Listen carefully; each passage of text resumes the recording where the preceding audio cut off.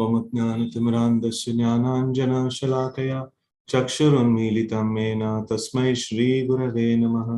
श्रीचैतन्यमनोभीष्टं स्थापितं येन भूतले स्वयं रूपः कदा मह्यं ददाति स्वपदान्तिकं।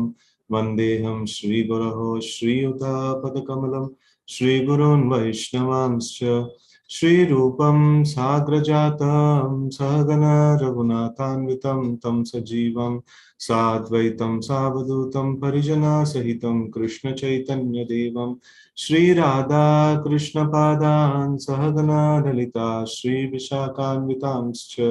हे कृष्ण करुणा सिन्धो दीनबन्धो जगत्पते गोपेश गोपिका कान्त राधा कान्त नमोस्तुते। तप्त कांचन गौरांगी राधे वृंदावनेश्वरी वृषभानुसुते देवी प्रणमामि हरिप्रिये। वाञ्छाकल्पतरुभ्यश्च कृपा सिन्धुभ्यैव च पतितानां पावनेभ्यो वैष्णवेभ्यो नमो नमः। जय श्री कृष्ण चैतन्य प्रभु नित्यानंद श्री अद्वैत गदाधर श्रीवासादि गौर भक्तवृंद। हरे Krishna Krishna Krishna Hare Hare Hare Ram Ram Ram Hare Hare. Hare Krishna. So welcome you all for this, the final session of this series of the Harinam Cintamani. So we will have a small recap of all the sessions that we have done till now, and then we will enter into the session today. The session one, now we saw how the goal of life is Krishna Prem, and to attain that is the process of bhakti is the only possible process, and it's the best process. And by executing the limbs of bhakti, we can proceed from Shraddha to Prema. In this way, we can attain the goal. And then the best amongst of all the items of bhakti is the chanting of the holy names. And when we approach anything spiritual, anything in relation to bhakti, anything in relation to the Supreme Lord, so we should always know that we cannot control Krishna. We have to beg and pray to know so that Krishna can reveal himself, right? So that is very important thing. So we cannot be like the owners. So we are the beneficiaries, or here we have been favored upon, right? So we should try to take the process in that way. And then the session 2, we saw the effective sadhana, the understanding of the identity of the holy name as non-different from Krishna, and chanting the primary names, and chanting without offenses and namabhas. So this in this way, we will proceed to Prema very, very quickly, because the holy name is very powerful. And the obstacle is this offenses and the covering that is there. And when the covering is removed, so then we proceed very fast towards the goal, right? So the pure name is blocked due to anarthas and ignorance, and this is due to improper sambandha gyan. So where we get proper sambandha gyan by serving a bona fide spiritual master, and lack of sambandha blocks Shuddhanam, right? So our covering, because of lack of sambandha, the ignorance covers. So jnana, opposite to jnana is ignorance, avidya. So the ignorance covers. So when ignorance covers, so then we cannot see the Shuddhanam, right? So it is not possible to access the Shuddhanam. So Namabhas, its effects and remedies that we saw, and then the first offense to the holy name we discussed in detail. So then the session 3, we saw the offense that is elevating an ordinary living entity or a demigod to the level of Vishnu, or bringing Vishnu to the material level. So by concentrating on the glories of the Lord and position of Vishnu and chanting the names of the Lord, we can come out of this offense. And the third offense is disrespect to the spiritual master, not being loyal to the founder Acharya Srila Prabhupada. So this is caused due to asat sangha, or due to association with bad literatures. And the result is it blocks bhakti. And remedy is that we have to give up that asat sangha, and we have to accept the bona fide spiritual master, or we have to beg the bona fide spiritual master for acceptance, and he will mercifully accept us. And then the fourth offense is criticism of authorized scriptures, and also subscribing to atheistic philosophies. So the remedy is worshipping Srimad Bhagavatam, the essence of all scriptures, and begging pardon. So if we see one common thread, so if we actually go and beg pardon, these offenses can be eradicated. But if we don't identify and if we don't beg for the pardon, so we are not, we are going to have serious troubles, right? So the Krishna or the holy name or the scriptures or the devotees, they are so merciful. So they are ready to forgive and they are ready to accommodate. So, but if we don't have the attitude to beg for the mercy, so it is just like, when the Pandavas, Pandavas were seriously tortured by the Kauravas, especially by Duryodhana, and the Pandavas were ready to forgive Duryodhana. No, it is not that the holy name is not ready to forgive or the Bhagavatam is not ready to forgive and things like that. So, but Krishna, Krishna is not different from all these personalities, but still, they are very special. For Krishna, the glory is the Srimad Bhagavatam is very special because Srimad Bhagavatam is rescuing people, from the material world. And the holy name is very special because holy name is rescuing people from this material world. And if we offend the holy name, then the Lord doesn't, he doesn't accept it.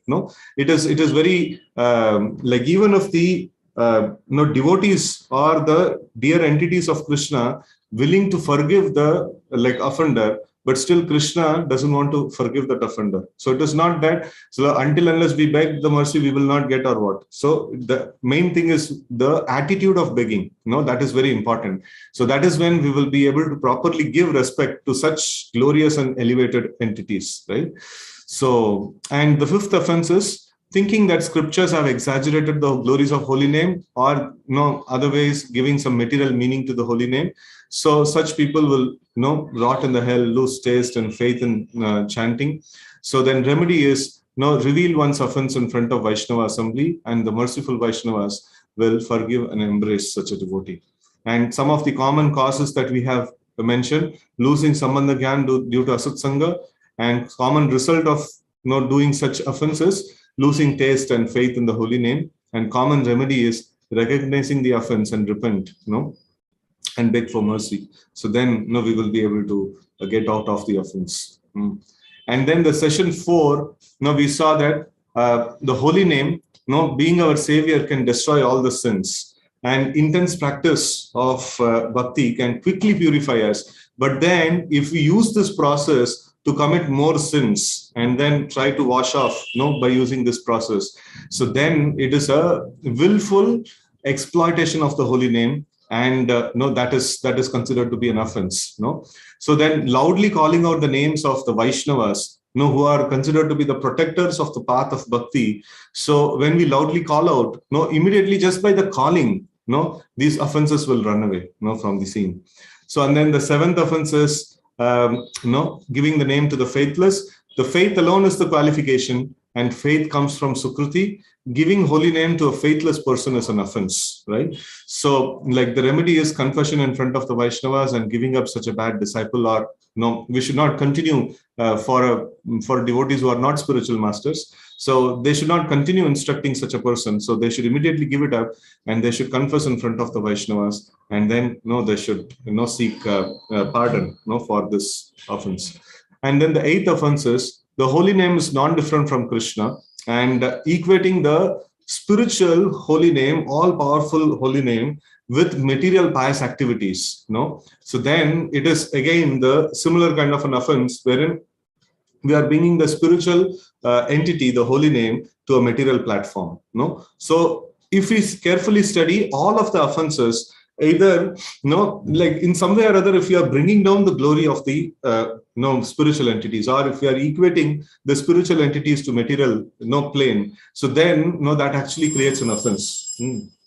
So and then the ninth offense is that no steadiness and due to inattention. So this is this offense actually is a common offense, common every day, we struggle to chant our rounds, and then we see that it becomes a very difficult thing to overcome this particular offense. Indifference and inertia and restlessness of mind. So these are all different aspects of this inattention, and there is the respective remedy is chanting in good association, appreciating devotees and relishing the higher taste to be free from the lower attraction. So these are all some of the common, these are all some of the remedies for, corresponding remedies for indifference, inertia, and restlessness. So we saw these things in detail. So now let's see that, there is one powerful, this one that is made. So powerful and common solution, that for all these, which is there for across all these things, is repentance and offering intense prayers to the Lord, and service to an association of Vaishnavas. So these are all very, very powerful, remedies actually, right? So now we'll proceed further, in this one. So today we are seeing the 10th offense, the last offense to the holy name, and also we are going to see some more of the aspects of the overall picture of it, and then seva aparad, and many other important aspects that we are going to see after this. So the 10th offense is attachment to me and mine. So this Sanskrit part of it is Shrutepi nama mahatmye yaha Priti rahito naraha aham mamadi paramo namni sopi aparadakrit. The low person, obsessed with the conception of self and ownership, who even though hearing the glories of the holy name does not have any attraction for the name, is an offender to the holy name. Right. So this is a very important thing. Why will a person, even after hearing the glories of the holy name repeatedly, doesn't have attraction to the holy name? So that means either the holy name is not very attractive, or the person is corrupt. Just like we saw that iron is not able to attract the magnet. Magnet is not able to attract the iron. So either the magnet is faulty, or the iron has rust. So in our case, the holy name is all powerful. It is all attractive. It can attract the person.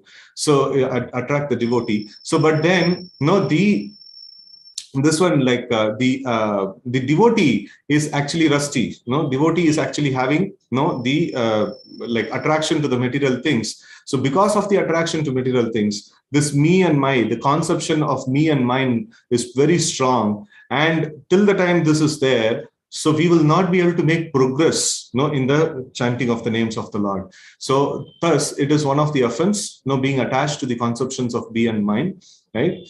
So why do we have this me and mine consciousness? The consciousness of me and mine occurs due to lack of surrender.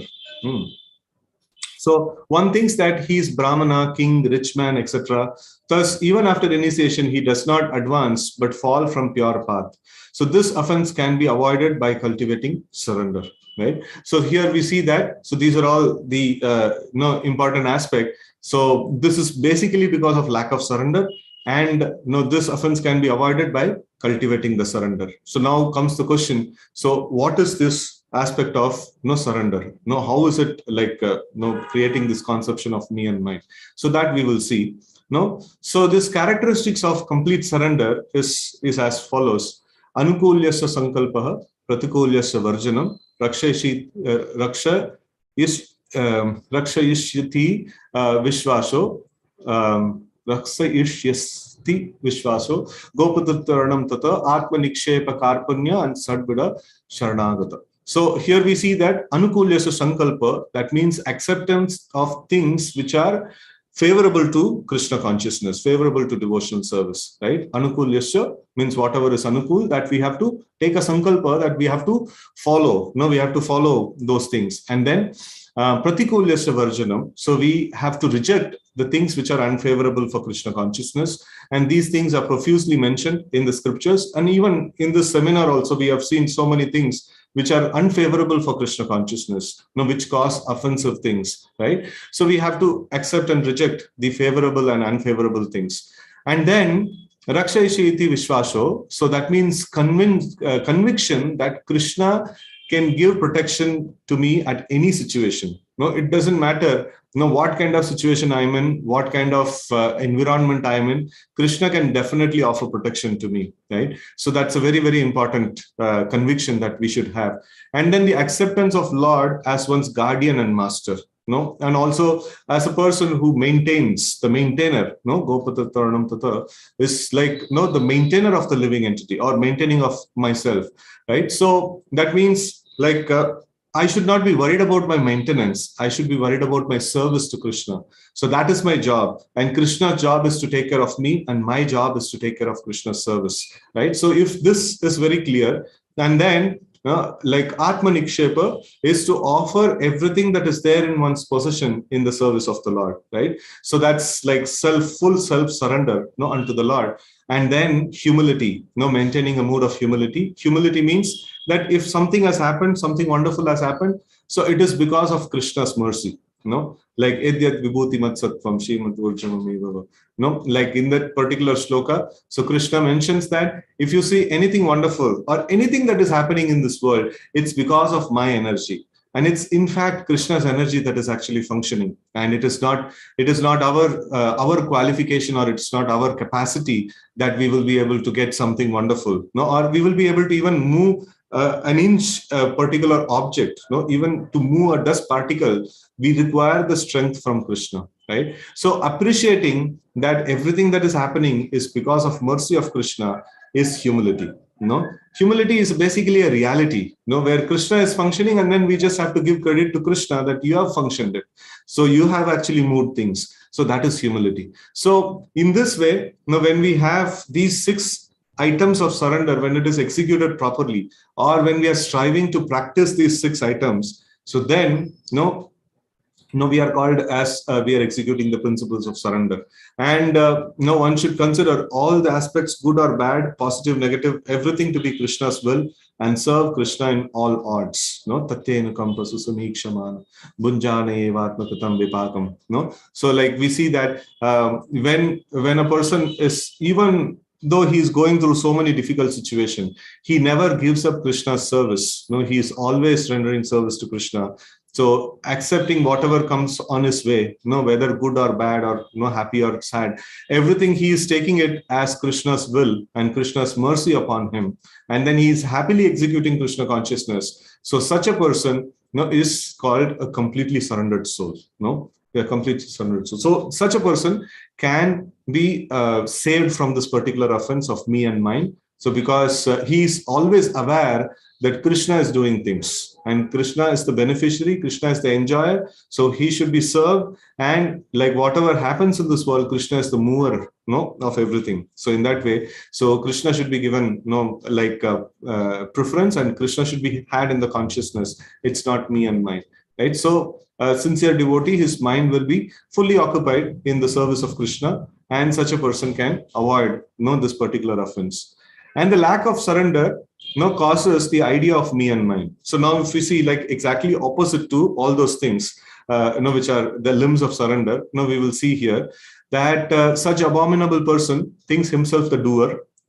So he's not thinking that, I need Krishna's protection, or I need Krishna's maintenance. I am the doer, an enjoyer of his fruits of fruitive activities, wherein Krishna is the enjoyer. We should try to serve Krishna and offer everything best to Krishna, right? And his own protector and maintainer, that is like Gopatu Taranam Tata, and then like the protector. So this he doesn't accept that principle. He thinks that I have to do things to protect myself, and I will work hard and I will maintain myself, right? So this is a person with a lot of pride. And then make plans to enjoy by his own strength and not believes in glories of the holy name. Even if he chants, such a pretender will never get prema. He will receive some material punya. And so we cannot advance in Krishna consciousness by being like proud. So that we have to come down and we have to take up the humble position in front of the Lord, saying that you are the enjoyer, you are the maintainer, you are the protector. So like we should render service to you. And in that way, like we should actually approach the Supreme Personality of Godhead. So now the remedy is that to find a genuine sadhu and to serve that genuine sadhu. So I was like, I could have summarized this point, but then when I was reading Harinam Cintamani, this was like very, very amazing, this one. So I thought, I'll read it out to the audience. So this offense arises from being bound up tightly in material illusion. Deliverance from this offense is very difficult. So the deliverance is by the way of finding a genuine sadhu. So one can find some people in this world who, by taking process of pure bhakti, have developed an aversion to material life. That means they are niskinchana. They are not attracted to material things. They are so much fully absorbed in Krishna conscious practice. And rejecting the material world, they have completely surrendered to the holy name. Thinking themselves insignificant and unqualified, they humbly worship Krishna's lotus feet and without material motives sing the Lord's name. Right? So such a person is a genuine sadhu. No, he never thinks that no, he is very great or something like that. So, but he, in a humble position, he always worships Krishna's lotus feet, right? So, and without material motive, no, he and in that way, like he is singing the glories of the Lord and singing the names of the Lord, no, with a lot of absorption and attraction, right? So, such a devotee is a genuine sadhu, and we should serve that genuine sadhu. So, one who is guilty of the 10th offense should seek out this type of a person, and with the desire to give up his material attachments, he should take the devotee's association and serve him. Gradually, he will become fixed in the name. The conception of me and mine will disappear, and he will cross over the world of Maya. Right? Such an amazing thing, such a sweet thing, right? So, like, serving to the like genuine sadhus, serving genuine Vaishnavas. And we see like many devotees in our community also. They are so renounced. Though they may be like working in private organizations outside and things like that, but they are very renounced and very detached and very fully absorbed, in the thoughts of the Lord and fully absorbed in the practice of Krishna consciousness. So it is very great fortune that we live in such association of devotees, where we get opportunity to serve these genuine sadhus, right? And then surrender means fully being absorbed in hearing. So this is like Sharanagati. So this is also one final piece that is there. So one should thus listen to the glories of the holy name while completely giving up false mentality of me and mine, right? So after being purified by serving the Vaishnavas, so we should be fully be absorbed in hearing the names of the Lord and hearing the glories of the Lord, right? So Sharanagati, in our practical terms, like surrender means in our practical terms, being able to hear the holy name. So if we are so proud, then we will sprout out so many different thoughts, saying that, okay, let the holy name wait. I have something very important. I have something very important to think about. Let this thought process be like, let me spend some time with this thought process and let me attend to holy name later on. And that later on never comes. So this is very important, that surrender in our practical terms means to be able to hear the names of the Lord clearly, right? So this proper attitude is called surrendering to the will of Krishna and the holy name, that is Sharanagati, and is the natural propensity of a devotee. And in fact, this is the natural propensity of every living entity. He wants to surrender to Krishna. Nitya Siddha Krishna Bhakti, Sadhya Kabunai, Shavanadi Shuddha Chitta Karayodaya. Right? So this is the eternal principle of every living entity, to surrender to Krishna. So that devotee who surrenders completely to the name, completely giving up attachment to me and mine, will receive Krishna Prem by chanting the holy name. Right? So this is the end of the description of the 10th offense. So now there is a doubt that frequently arises. The Sanskrit part, which is given in the Padma Puran and which is given in the the Harinam Cintamani, it differs from the 10 offenses that we recite during our morning program. So like I just thought of doing this comparative study. So difference in the list is actually not a different. So the first 5 offenses, there is no difference at all. The Vaishnava Aparad and equating Lord and the demigods and offense to Guru, criticizing scriptures and holy names glories, to be considered as an imagination. And in Harinam Cintamani and also in the Padma Puran. So it's what is there in the Padma Puran is what is given in Harinam Cintamani. So in that thing, the 6th offense is interpretation of the holy name. So in what we what we chant every day in the morning during morning program is the 6th offense is interpretation of the holy name. So in the original verse that is included in the 5th offense itself, both of these are 2 different parts of the 5th offense. And then 7th offense, what we chant is sin on the strength of the name. And that is in the Sanskrit part, in the Padma Puran, it is there as a 6th offense. And then 8th is equating the holy name to Karma Kanda. And there also it is 8th is the very same thing. And 9th is instructing faithless person. So, but in the original Sanskrit, it comes as the 7th. And then we have 2 parts to the 10th. So that is attachment to me and mine. So that is in the 10th itself. And then inattention. So that is described as a separate offense in the the original list of offenses which is described in the Padma Puran. So this 10 offenses, the source of this 10 offenses is the Padma Puran, the description in the Padma Puran, and the Acharyas, they have taken and they have described, like Haridas Thakur and also Bhaktivinoda Thakur. So they have described these 10 offenses as mentioned in the Padma Puran. And when we chant the way we chant in the temple, there is no problem, because we also include everything that is there. Like, we are not excluding anything, nothing is left out, and it is a way of remembrance, and it is organized, in a particular thought flow by our superiors. So we just accept that order and then we recite them. And main thing is to focus on the meaning of these offenses, and then be aware that not to commit these things. And if we have committed, then we should immediately get back to the slides and see what's the remedy, and we should try to apply this remedy, right? And then also offering sincere prayers to the holy name. So that actually helps us a lot, right? So with this, now we will go to the next topic, that is Seva Aparad. So this is not very detailedly covered in the Harinam Cintamani, but it is also a part, which is there. So Seva Aparad, so they are, those who are worshipping the deity of the Lord should avoid these offenses as well. There are different kinds of Seva Aparads. So offenses of those serving the deity daily, that means the pujaris who daily serve the deity, and offenses of those establishing a deity, the acharya who does the prana pratishtha. So for them also there are certain offenses that they have to be careful about. And then offenses of those taking darshan of the deity, just a visitor to the temple, they are taking darshan. So even there are certain offenses that needs to be avoided. And then offenses committed by all types of people, right? So these are all the different kinds of offenses that are there as Seva Aparad. So we will see them. So offenses listed in Srimad Bhagavatam are entering the temple in a vehicle or with a shoe. That means we should not enter like a king, into the temple. We should enter like a servant. The Lord should be offered nice palanquin and things like that, ratha. So we should, the Lord should be worshipped like that, and we should be as humble as possible. Even if a king has to enter a temple, he should he should enter in a humble way, and then he should offer obeisances to the Lord. And not observing the festivals. There are festivals like Janmashtami, Radhashtami, and Ram Navami, and these important festivals, which are given to us by Srila Sanatana Goswami. So we should observe all these festivals, and not paying obeisances to the Lord, and clasping the hand on the knees in front of the deity. So this sometimes devotees do.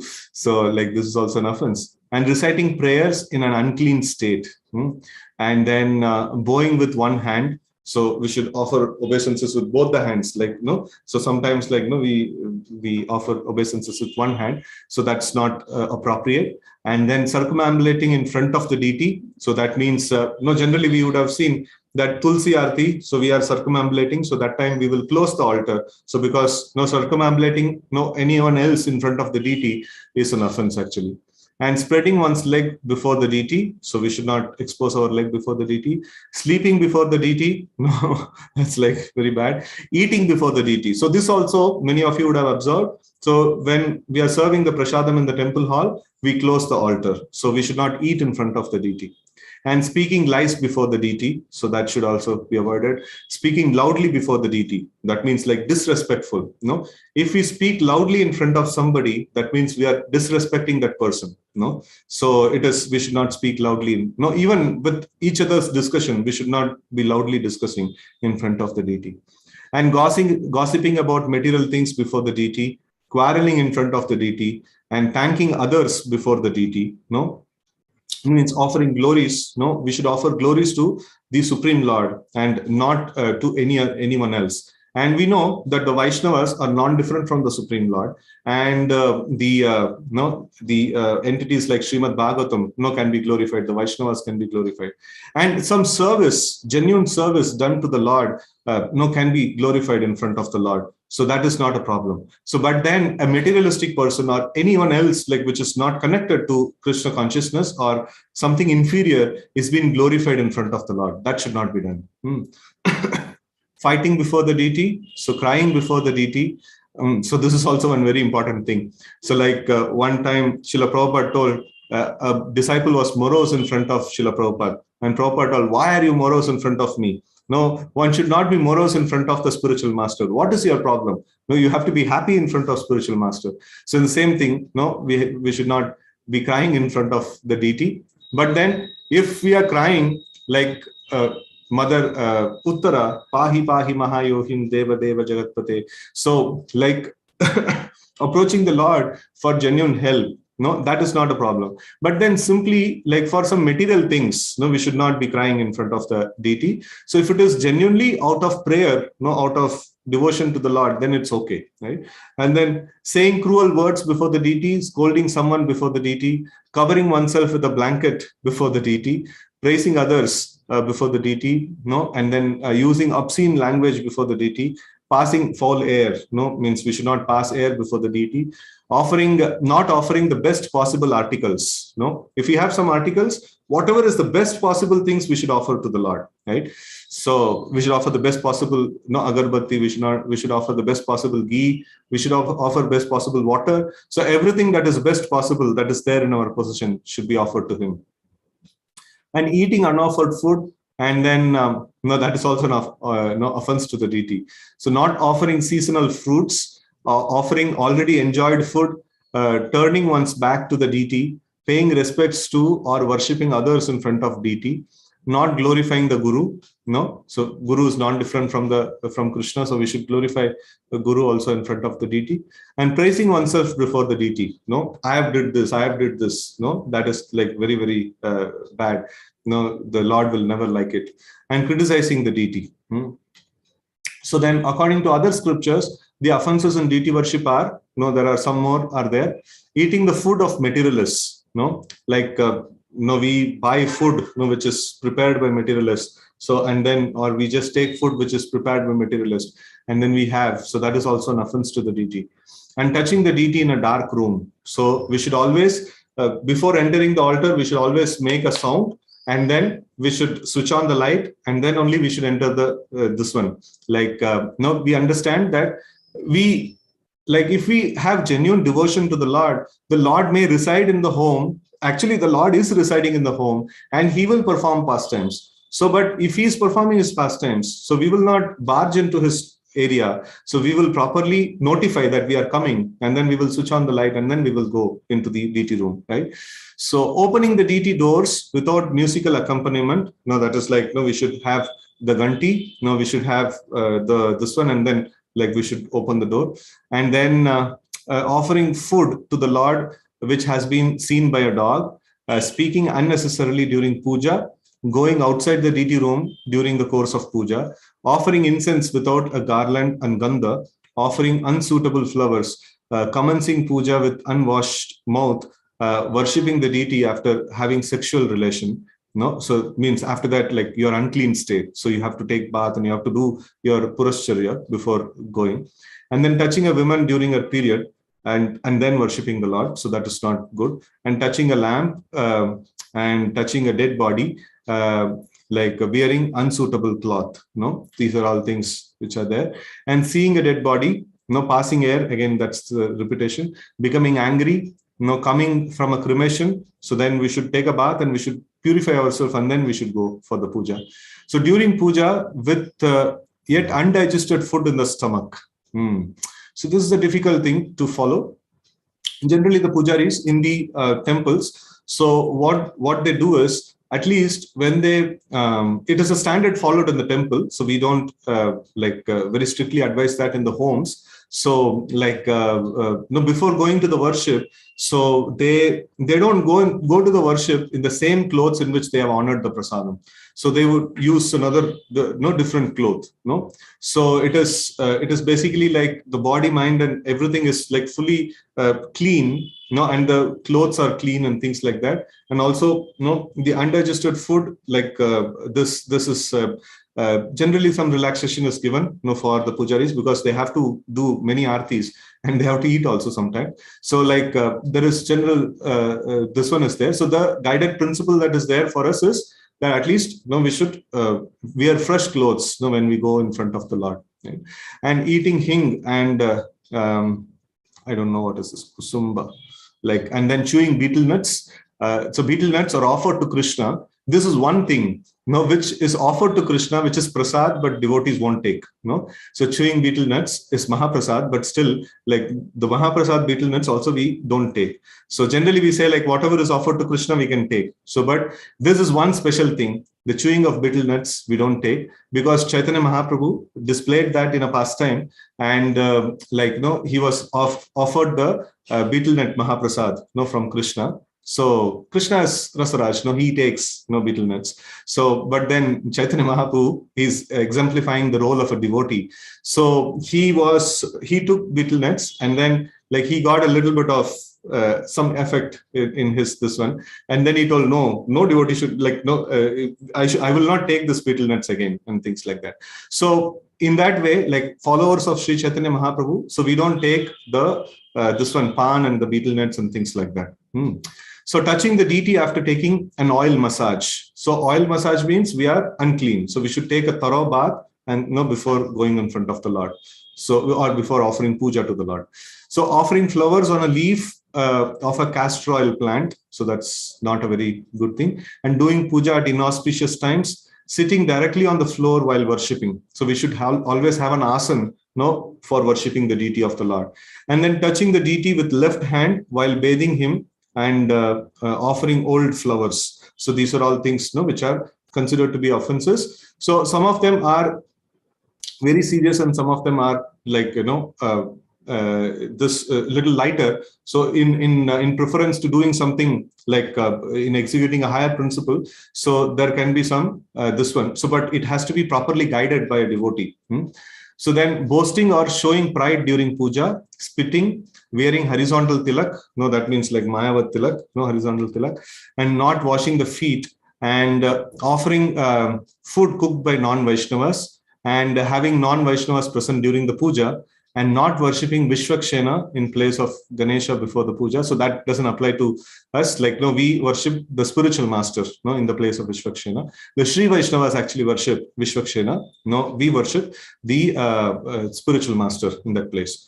So, and seeing a Shiva or Durga worshipper means Shakta, means like why it is mentioned is specifically they are generally who is categorized in this category is a person who's deeply attached to material things, right? So such a person, like when we are coming in contact with a materialistic person, so then we should be like it actually inadvertently creates some kind of a contamination. So we should try to be as pure as possible. And the worshippers of Shiva, like Prachatas, they are not, if you see Prachatas, like it's supremely auspicious actually. So it is not like that. So such kind of worshippers who are like very elevated worshippers of, like they did proper seva to Lord Shiva, and they accepted instructions from Lord Shiva, and they followed the instructions of Lord Shiva. So such devotees like Prachatas, they can be seen. That is not a problem. Here specifically, it is mentioned about the Shaktas, or the people who are very much attracted or very much attached to the material things, right? So they are mentioned here. And bathing the deity with water touched by fingernails, fingernails, then it becomes contaminated. So even while purification, when we offer this Gange Cha Yamune Chaiva and all, so we touch with the lower portion of the finger, and we don't touch the with the lower portion of the what is that of the skin side, not the nail side. And then using water in which perspiration has fallen, so that is not good. And making oaths before Krishna, so, and stepping over prasad articles such as flowers. So these things are considered to be offenses. So the offenses that occur while worshipping the deity also obstruct the path of bhakti. So then by avoiding all the offenses, one can advance practicing the limbs of bhakti. This is the like list of seva aparad, and generally a devotee should try to practice these. Okay, so then the positive actions. Now we had a lot of caution and lot of sometimes devotee gets scared. So many things are there. So, but then there are some positive actions are also there. So to avoid committing these offenses. So the 10 offenses, basically the offenses to the holy name. So like one should avoid the 10 offenses by cultivating attitude through one's action. Therefore, the real devotee will always avoid criticism of devotees and avoid harming the devotees and conversely serving them.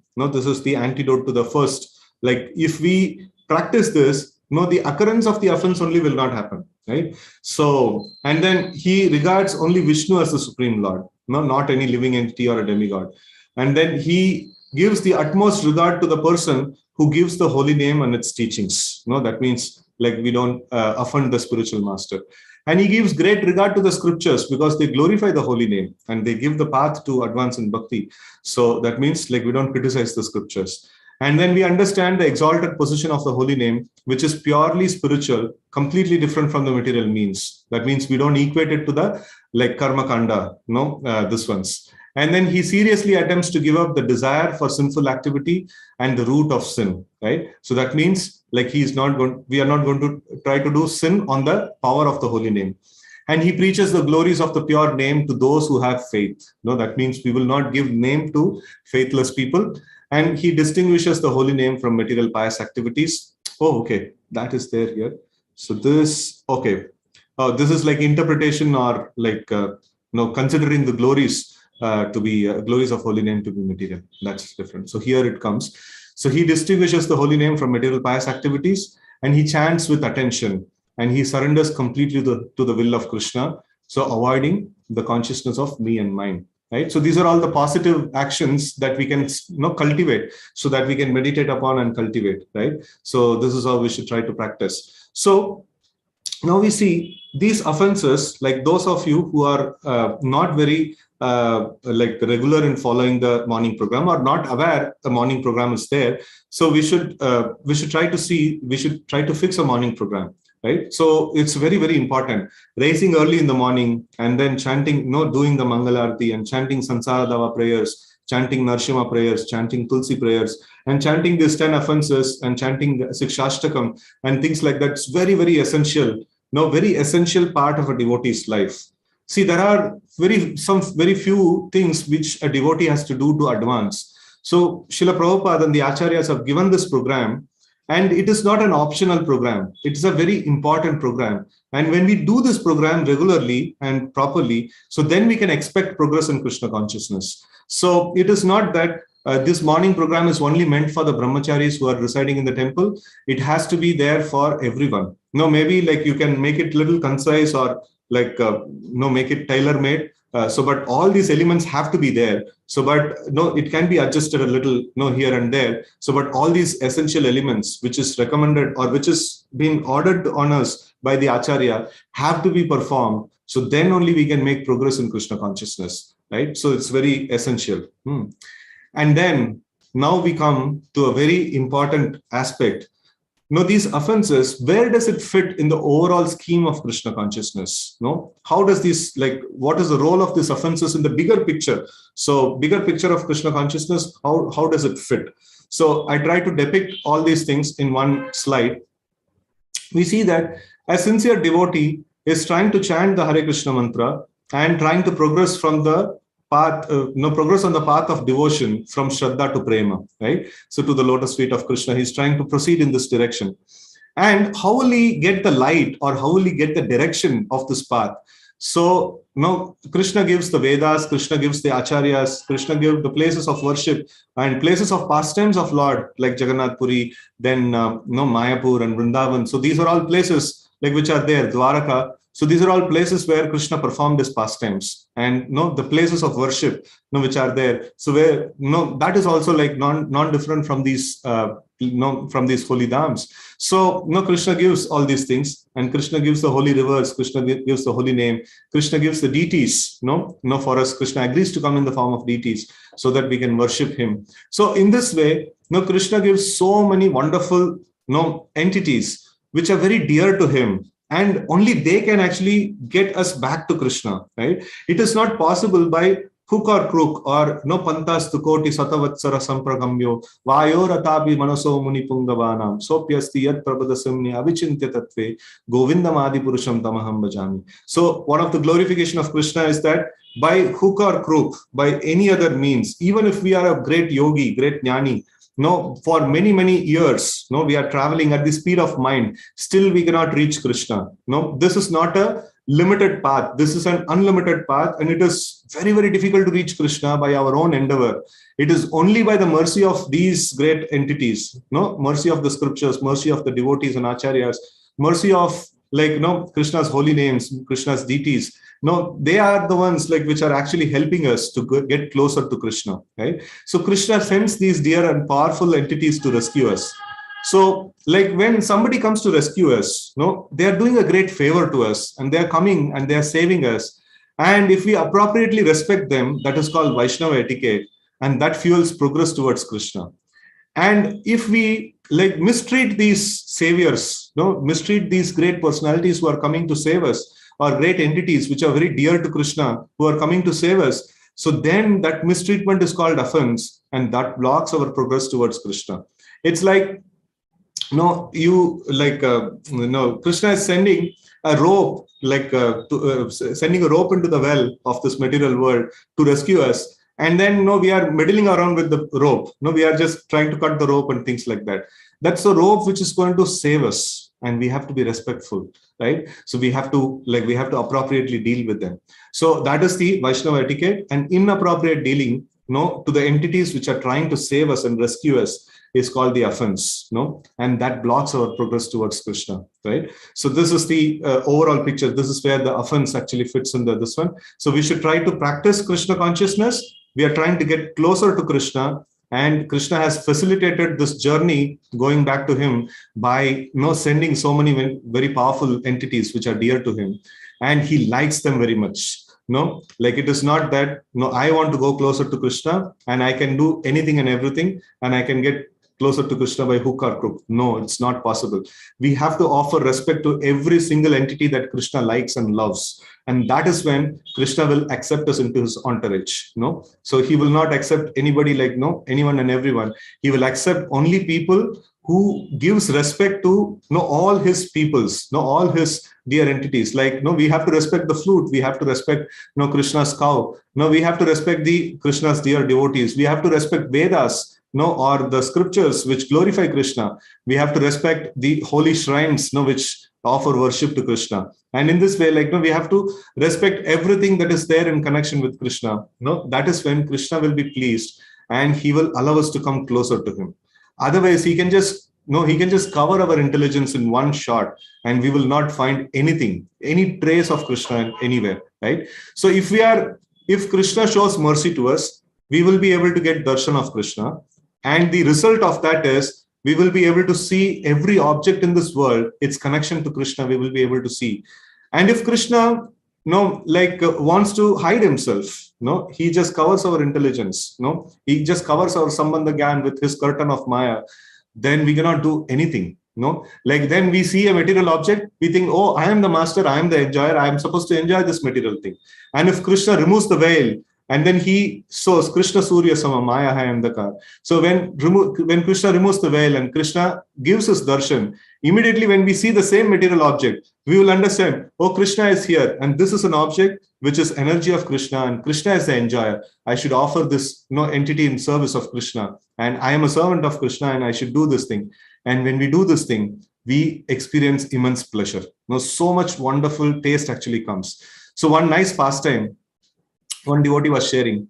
So this was there in Jugu temple during Prabhupada's time. So that time, devotees were living in a tin shed, and in the tin shed, it was summer time, it's super hot, and tin shed means the inside also will be very hot. So the pujari, he offered worship to the Lord, Rasbihari, and then he came back to his tin shed, and it was so much, it was hot, and he was perspiring like anything. And in that condition, there was a photograph of Rasbihari Ji was there in the ashram also, in the tin shed also. And the thought to this devotee, it's so amazing, this Prabhupada disciple. So the thought that came to his mind is that, this Krishna, Radha Rasbihari, who's there in this photograph, so he must also be feeling the heat, right? So let me do a chamar for him. He was fanning for the Lord. So wherein he himself is so much going through the effect of the heat. So when he was fanning this chamar, so this devotee actually shares that he felt a cool breeze actually passing through in that hot tin shed ashram. And it's just a miracle. So when we offer pleasure to Krishna, so we also experience the pleasure. This is the actual way of getting the pleasure. If we directly go towards the pleasure of this world, that is bhoga, that is meant for Krishna's enjoyment. It is not meant for my enjoyment. But when I provide enjoyment for Krishna, then I also become happy and satisfied deep from within, right? So this is the way to actually give worship to Krishna, right? So in that way, like we should always remember everything that exists belongs to Krishna, and it should be used in his service. And if we want to remember this knowledge, we have to respect every single dear entity of Krishna. So that is when this Sambandha Gyan will last, and that is when we will be able to follow this thing very nicely. Otherwise, Krishna covers our Sambandha Gyan, and we will see this whole world as a matter of enjoyment. This world exists for my enjoyment. I am the master of everything. So this very soon it will come. Krishna just has to cover our Sambandha Gyan. That's all. Like we will immediately fall into illusion. Right? So whatever knowledge we possess right now is simply by the mercy of the Lord, and simply because he is revealing himself unto us. And if he decides to close it, we cannot do anything. Just we will have to surrender to Krishna. That's all. We'll have to surrender to Maya. So if he closes the curtain of the Maya. Okay. So effects of avoiding the offenses and cultivating positive actions. So now we see this is a very, very important and amazing part. So like this is like, you can imagine that this is the practical tip or the inspirational end or whatever it is. Like this is what the words with which Haridas Thakur ends the Harinam Cintamani. So one who gives up the 10 offenses and performs devotional service as mentioned previously is the most fortunate soul in the three worlds. He is full of all good qualities and is qualified to obtain Krishna's mercy. He will reach from sadhana bhakti to bhava and to prema. Very soon that person will come to the level of bhava by seriously chanting the holy name and will finally attain the treasure of prema. Why? Because like if he is avoiding the offenses, all that could possibly provide any obstruction in our path is being removed. And Krishna is like Krishna's holy name in its full power is acting. So if Krishna's holy name is in full power is acting, how can it will take time? It will be very, very quick, that we will reach the level of bhava and prema, right? So that is this one. So if that is the amazing benefit of avoiding the offenses and chanting, right? And by the will of the Lord, very quickly that person will perfect the stage of sadhana bhakti, and then like Shraddha Ratir Bhakti Anukramashyati, right? So like in that way, he will perfect the sadhana bhakti, progress to bhava bhakti, and then to the prema bhakti, which is the final perfection. And then one who avoids offenses will get prema. Oh Lord, so this is a prayer that Haridas Thakur offers. You yourself have stated that whoever accepts the name without offenses will attain prema. And whoever accepts the name without giving up the offenses will never attain pure bhakti in spite of 1,000 attempts. We can continue to chant for thousands and thousands of years and lifetimes. Still we will not get the prema, if we are chanting with offenses. But if we avoid the offenses, very quickly we will proceed towards the path of prema. And then bhakti is the real pearl. The practice of jnana gives liberation. The practice of karma gives material enjoyment, and the correct practice of bhakti sadhana gives pure bhakti and prema. Liberation and material enjoyment are like oysters, whereas bhakti is the pearl. Thus, the glory of the jiva is the attainment of pure bhakti. Such amazing statements, right? So it glorifies Krishna bhakti over. Like acharyas always take pleasure in putting down the karma and jnana and then establishing bhakti as superior, right? So they derive so much pleasure in this. They're like, we see Prabhupada also keep doing it, and here Haridas Thakur is also doing it. So it is the way, it is the way the Vaishnava acharyas actually glorify the Supreme Lord. So we should follow in the footsteps of these great personalities, right? So we should glorify the Lord and the holy name in an appropriate way. And then the creeper of bhakti will grow. If the devotee performs sadhana bhakti skillfully, that is, while avoiding the 10 offenses, the creeper of bhakti will yield the fruit of prema in no time at all. Therefore, whoever is desirous of obtaining bhakti should take shelter of the name while being attentive to avoid each of the 10 offenses, right? So we have only two things. Like Krishna is all merciful and he has provided an amazing path to reach him. So we just have to proceed in the path and we have to be careful of the offenses which can obstruct us in the journey, right? And it's so, the remedies are so sweet and so wonderful, right? So we can just easily perform them and come out of the offenses. Now, only that we just need to have a little humble attitude to admit our offenses and to take the remedial measure. So mercy of the name destroys the offenses. Being conscious of each offense, the devotee should make all efforts to give them up.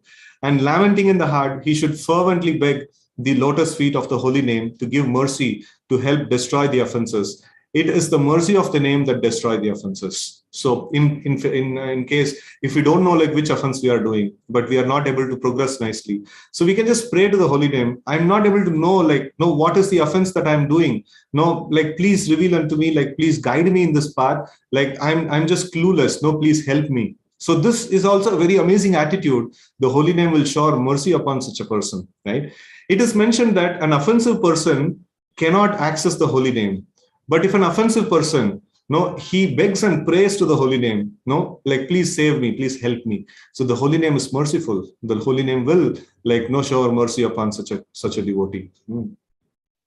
And then repentance and not the atonement, no, which is the solution for coming out of the offenses. If atonement means, generally atonement means the punya karma, like, taking some holy dips, here and there, or doing some charity or some austerity and things like that. So that is not going to release us from the offenses. One can never be released from offenses of the name by pious chitta or pious activity. Rather, continuous chanting of the name will while laboring only as much as is absolutely necessary for bodily needs, destroy the effects of the offenses. That means mita book. No, we should accept the material things only as much as it is necessary. We should not try to over accumulate and overdo things. We should accept things as bare minimum as needed. And then we should try to chant the names of the Lord, with all our heart. By doing this, we can eradicate all the offenses. We can actually come out of all the offenses with also the mood of repentance, for that particular offense. So then we will be able to come out of the offense very quickly. By Shubha Karma or Prayas Chitta, offenses cannot be dissipated because it is material. A pious activity, a Shubha Karma, how can it it avoid the offenses or cleanse the offense to a spiritual entity? So it just doesn't have the jurisdiction to do it, right? So the offenses will dissipate and one will, what is that? If one chants day and night while feeling repentant, the offenses will dissipate and one will grasp the tangible effects of the holy name, from the holy name, right? So the real thing is the repentance and prayer and continuous chanting, and not the atonements, not the Shubha Karma, right? So that is very important. So material things cannot give faith in the holy name, and material things cannot destroy the offenses to the holy name. So material things just doesn't have any jurisdiction in the holy name, right? In the spiritual, this ones. So just a minute. Okay. So the pure name leads to prema. With the disappearance of aparad, the devotee will obtain the pure name, which will manifest its effect effect in the form of bhava, and finally prema, love of Godhead. Haridas concludes this discussion of the 10 offenses to the holy name by praying to the Lord. Be merciful, Mahaprabhu, so that the 10 offenses do not enter my heart. Then I will be able to enjoy the nectar of the name, right? So we should not wrongly take it. Enjoy the nectar of the name means Haridas Thakur is not trying to exploit or enjoy the holy name. The holy name is the master and we are the servant, right? So this enjoyment is Haridas Thakur is perfectly in the mood of serving the holy name. And Haridas Thakur is begging that I want to serve. And this service actually gives me so much of happiness. And please allow me to do this service to you, right? So in that mood, actually, they tell. It is not that, acha lagta hai. Let me do and take enjoyment. Let me actually exploit the holy name. So this is another way of exploitation. So when the acharyas speak, their mood is not like that. Their mood is that they are so much attached to the service. They derive so much bliss in rendering service to Krishna. So they want to continue doing that, right? So with this, we come to the conclusion of this seminar, and we have a little bit of time for question answers. So we will do the question answers, and then we will attempt the assessment. Hare Krishna. So there are some questions in the chat box.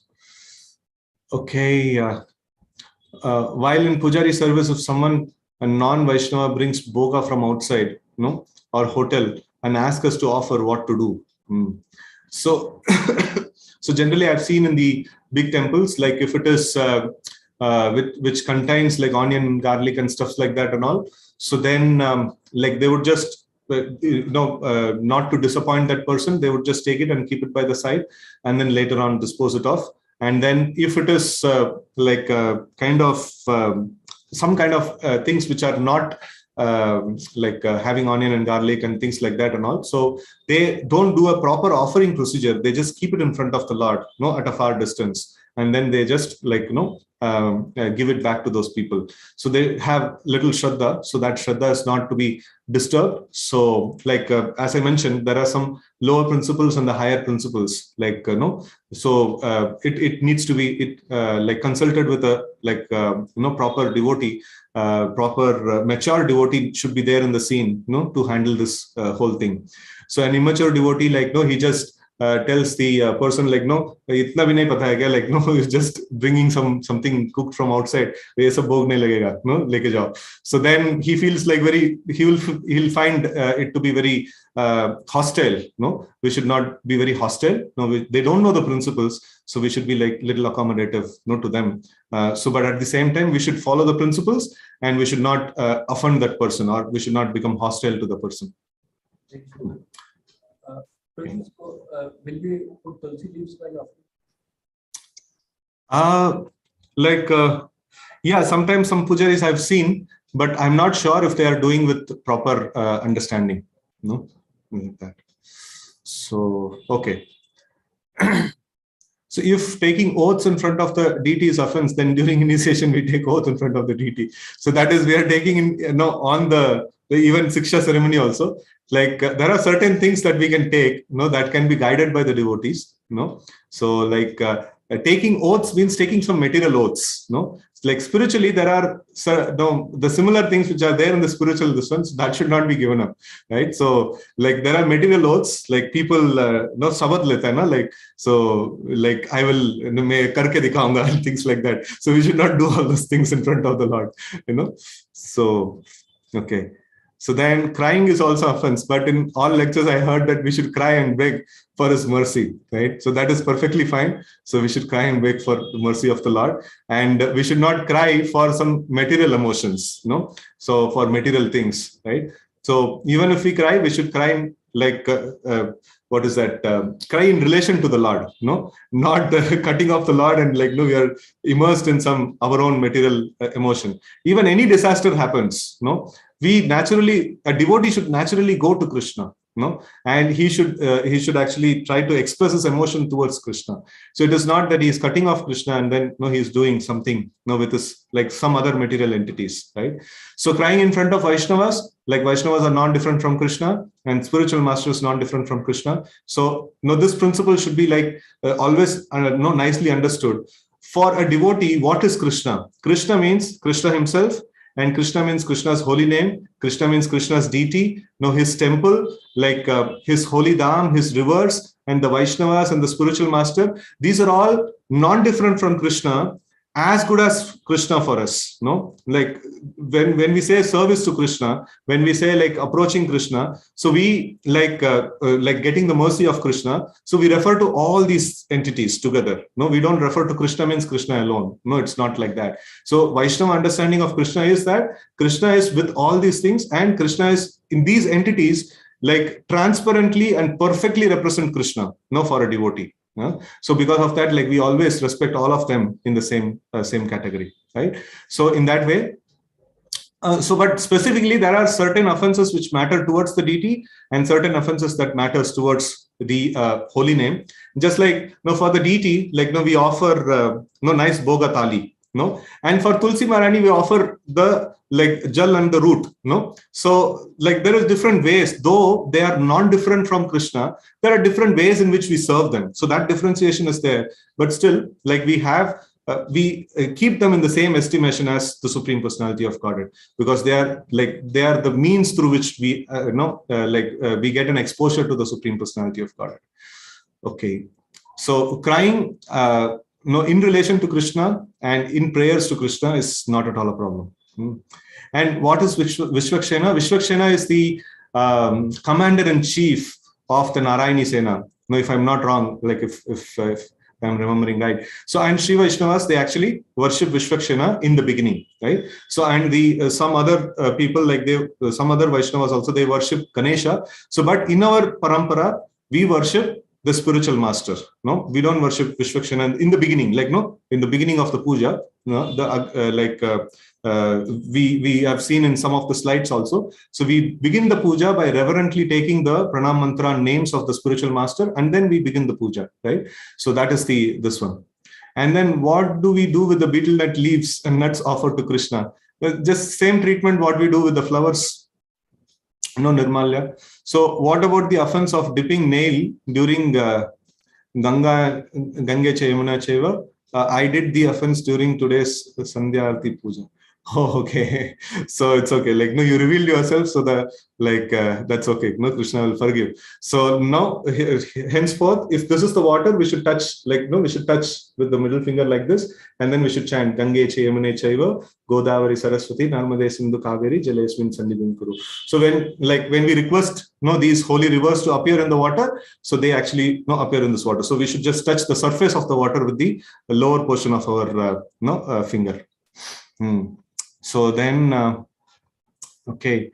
So then the next question is a few queries regarding Seva Aparadh, praising others before the deity. This is not materialistic people or also for the Vaishnavas. So Vaishnavas can be glorified, no? Like when we glorify the Vaishnava in front of the deity, there was one specific thing, the spiritual master must be glorified in front of the deity. So like Vaishnavas and spiritual master can be glorified in front of the deity for their service towards God. Hey Krishna. Okay, so what are unsuitable flowers and clothes? So the unsuitable flowers are the flowers which doesn't have smell in them. Hare Krishna. So the flowers that doesn't have smell in the smell in them, so they are considered to be impious, no, like impious flowers. So they have to be they should not be used in the service of the Lord. And cloth, I'm not very sure of the cloth. So what was it an offense that was there in this one in the list? Yes, Prabhuji. Okay. Prabhuji, I think it's that very bright cloth and silky cloth and things like that, no, which is like a very bright color like that. We should not wear. Yeah, we should not wear an opulent cloth in front of the Lord. No, like we should always wear a cloth befitting a servant of the Lord, right? We should always be in a simple clothes, and we should offer gorgeous clothes to the Lord. And in front of the Lord, we should present ourselves as a servant of the Lord, right? So if that is the context, then that is the thing. So like I'm not very sure of the context. We can see the PPT later on and I'll answer. So what are the inauspicious times? So for the puja, there are certain times that are there. So we cannot just wake up the deity in the night and do some puja. No, that's not appropriate.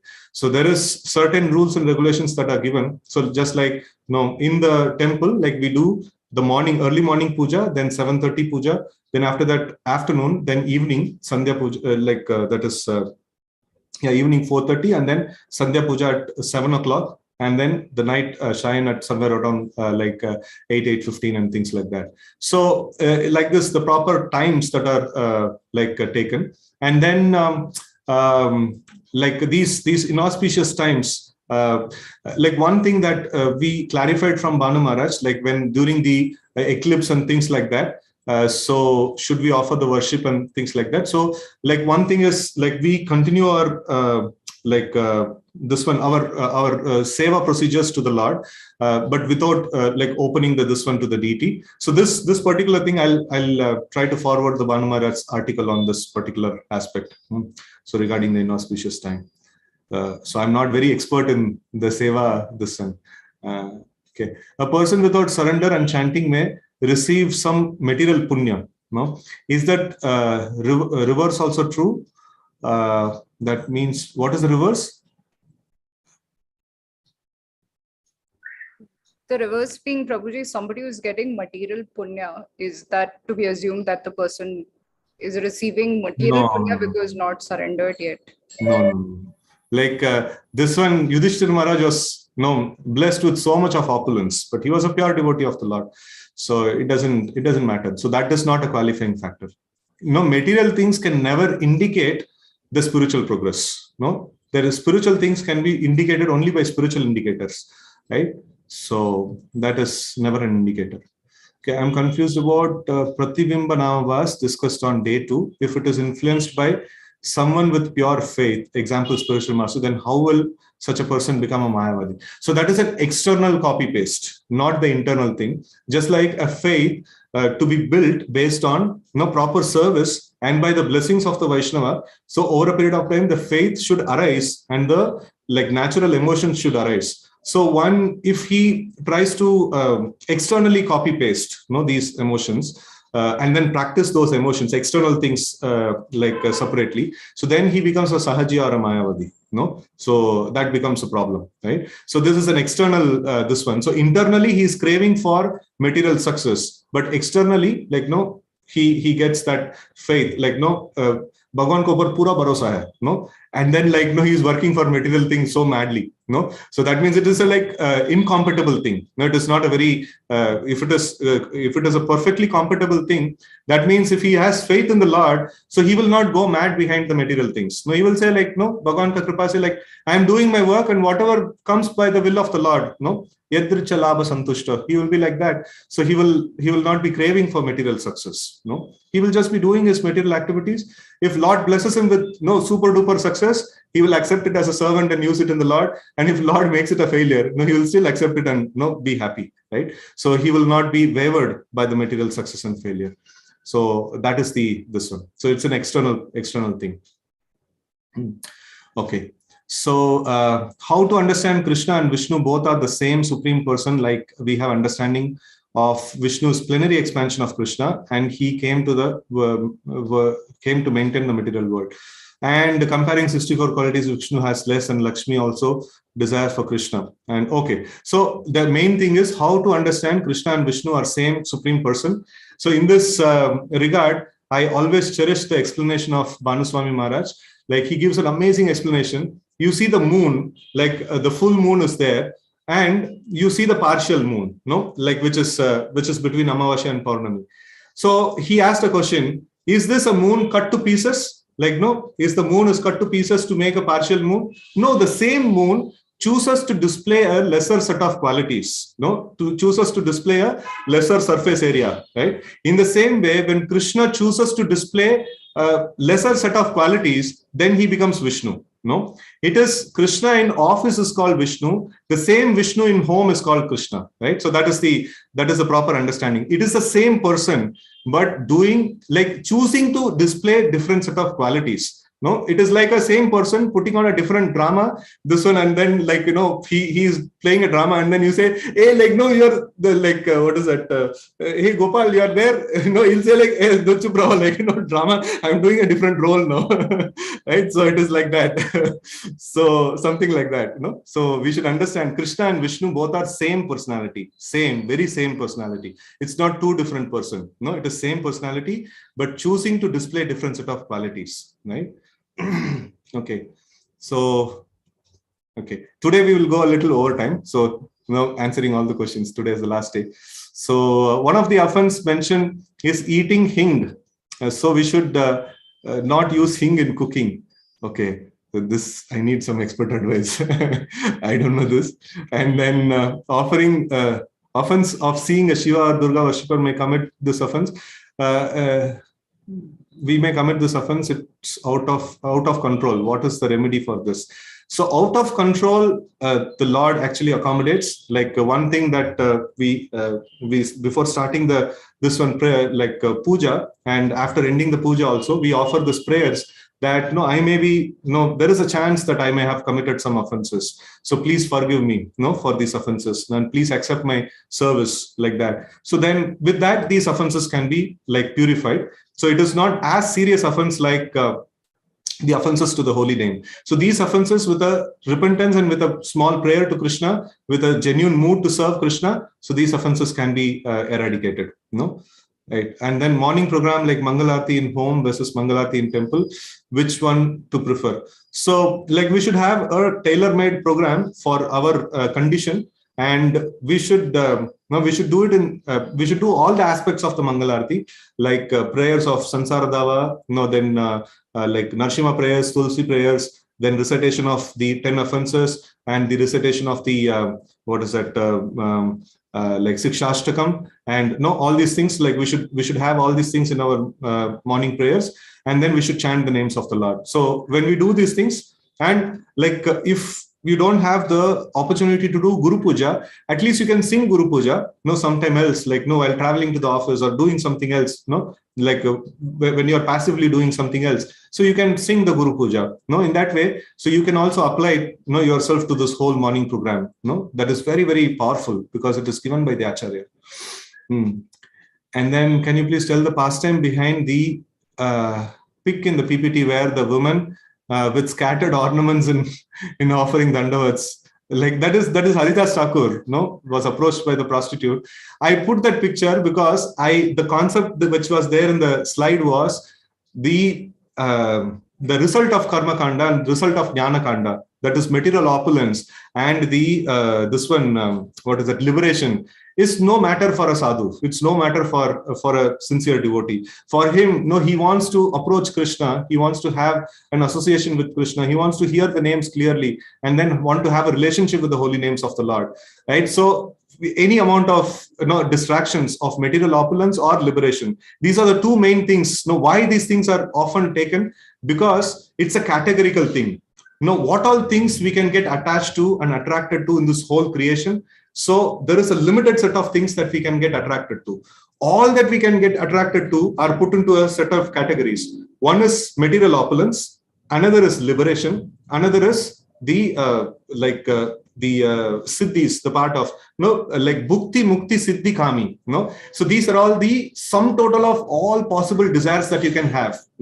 If you have a desire, it can be categorized under 3. If it is not categorized under these 3, that means it is pure devotional desire. Krishna bhakta nishkama atayeva shanta, right? So bhukti, mukti, siddhi, kami, sakali ashanta. They are like completely disturbed. If you are disturbed, that means we are not doing devotional service properly, right?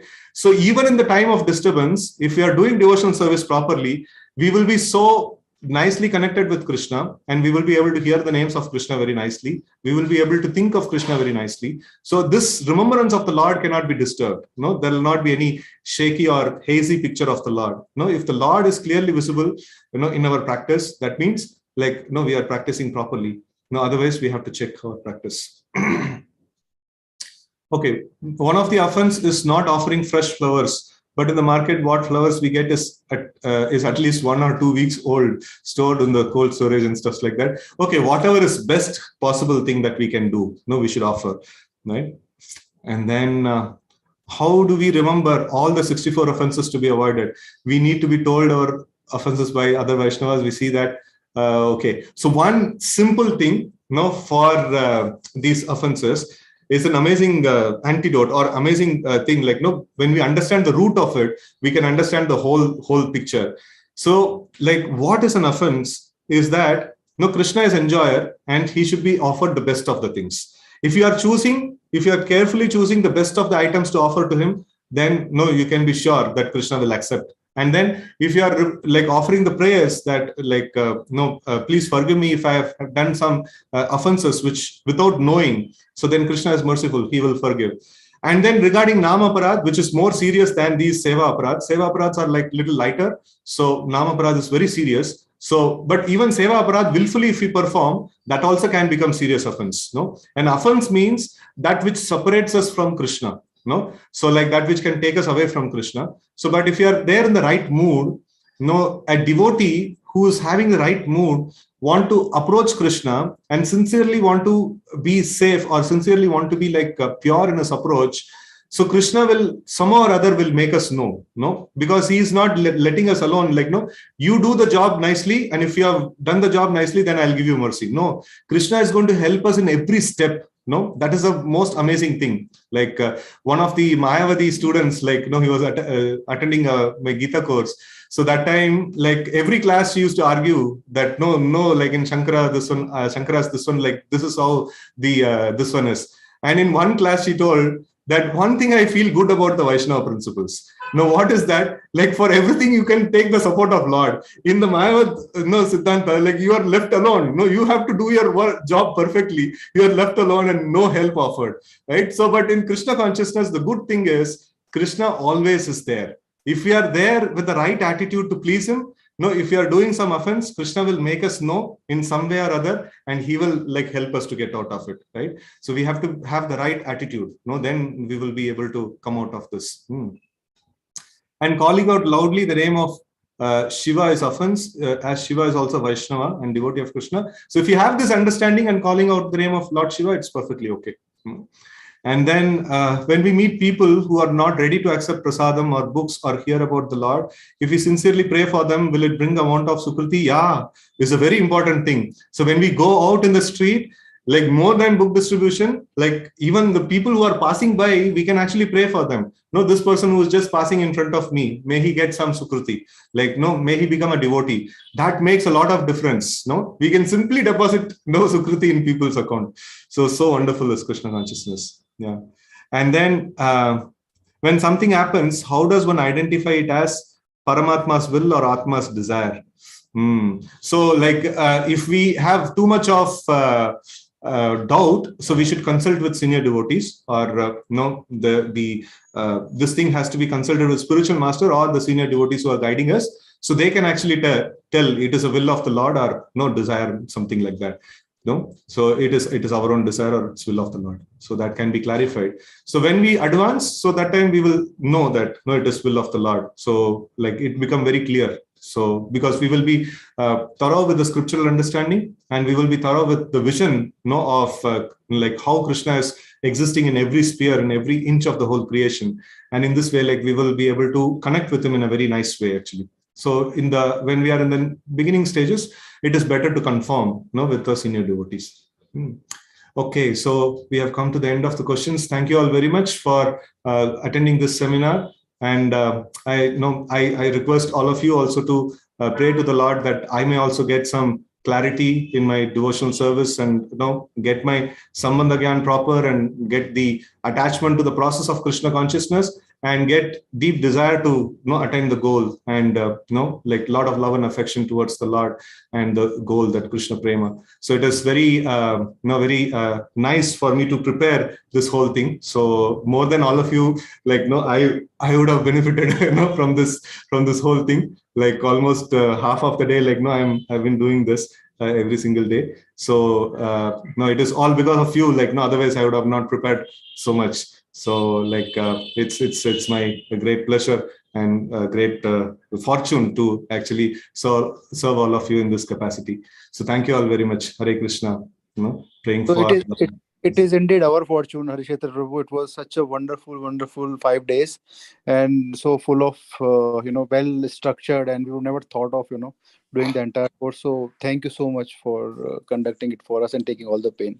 Thanks a lot, Hariksetra Prabhu. Thank you. We can't thank you enough, but thanks a lot. Hare Krishna.